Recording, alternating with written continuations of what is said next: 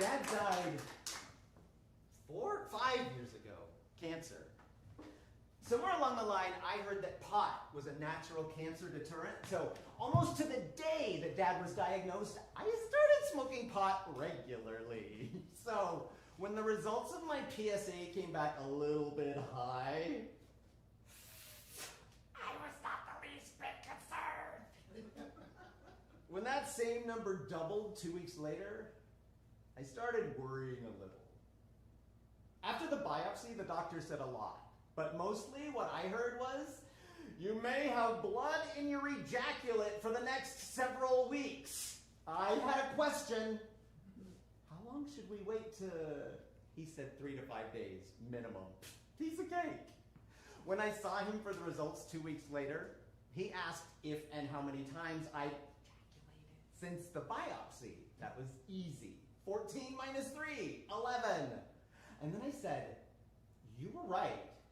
That first time was like if Stephen King wrote hardcore porn. It was CSI My Penis. And it was different every time, too. Like the color was being picked by some random word generator that could only use the lyrics in the title song from Joseph and the Amazing Technicolor Dreamcoat. There was one color it landed on a couple times. I will never be able to drink Yoo-Hoo again. That's when he told me I've done an amazing job of clearing out the pipes. He said most guys, after Carrie White comes out of their penis, they don't go back to the prom for several weeks. Then he gave me a doctor's note that said I should ejaculate as much as I possibly could before the surgery. Then he told me I had prostate cancer. That's not possible! I smoke pot regularly! Turns out, pot is not, in fact, a natural cancer deterrent. I have learned so much in the last few months, like, not so fun fact, did you know that after a radical prostatectomy, you no longer ejaculate? This was devastating news. I love to ejaculate. And I'll say it, I was good at it too. If ejaculating was an Olympic sport, I would have limped home with the gold every time. There's a version of this show called Puppetry of the Ejaculate. You're in the splash zone. Seriously. It was like my superpower. I could hit a moving cat from across the room. Or aloha, the Hawaiian Islands across my belly. I almost had the solar system, but I could never get enough for Jupiter. Saturn's weirdly easy if you hit your nipple just right. When my husband and I found out that my man cannon had an actual expiration date, we got busier than ever. At one point before the surgery, we were up to 8 shows a week. Equity stepped in and said that if we added another Wednesday matinee, I had to hire an understudy. Did you picture those auditions? Poor kitty. Another not so fun fact. Depending on the size of your tumor, you may lose some length. When I first heard this, the opportunist in me immediately thought, hey, you're about to lose your prostate, the ability to ejaculate, and some length? Maybe now is the perfect time to consider transitioning. Split second later, the archivist in me pulls up a Polaroid from Halloween 1994. I was the lost Spice Girl, Old Spice. I looked like the love child of Bob Newhart and Rue McClanahan. So transitioning was clearly off the table. As a confirmed FOMosexual, I really hate the idea of missing out on anything, so I thought I should make a list of things I might miss out on once the surgery happens. And to my amazement, I could only come up with one thing to put on that list, so I brought some home the week before the surgery. Poppers. There's a big difference between poppers at 21 and poppers at 61.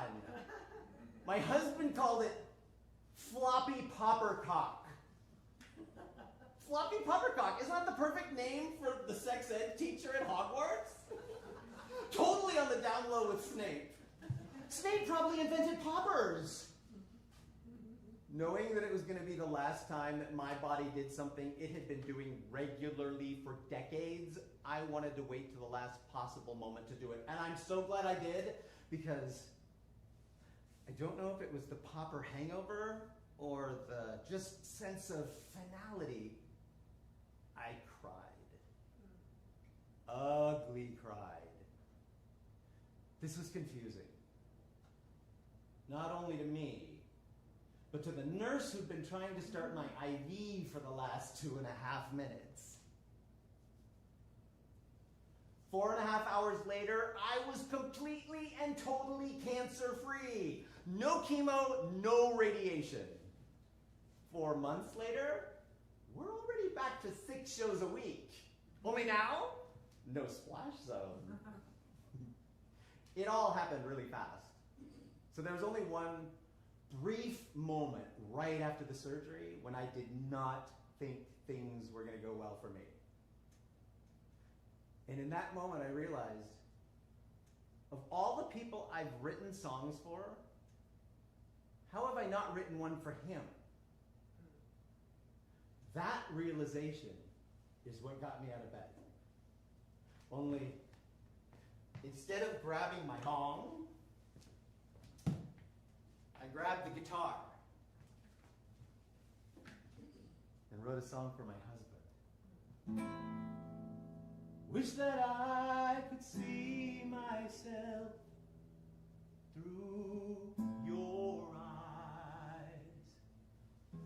I'd love to see the things you see in me.